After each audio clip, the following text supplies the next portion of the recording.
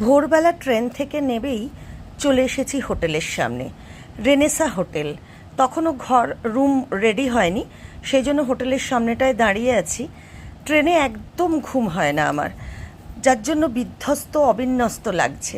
যাই হোক, রেনেসা হোটেলে পুরীতে ছিলাম। হোটেলটি রিজনেবলের মধ্যে বেশ সুন্দর। আসলে 2-3 দিনের ছুটি মানেই পুরী চলে যেতে ইচ্ছে করে। পুরীর সমুদ্রের ধারে বসে থাকতে থাকতে মন হালকা হয়, ভারমুক্ত হয়।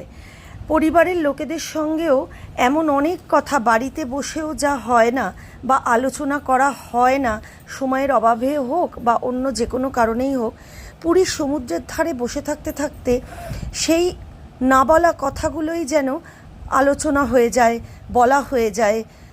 সবাই মিলে একটা গল্পের আড্ডার মুড তৈরি হয়, ভার মুক্ত হয়ে ফিরে আসা যায়। এই জন্যই বোধহয় পুরীকে বাঙালির সেকেন্ড হোম বলে।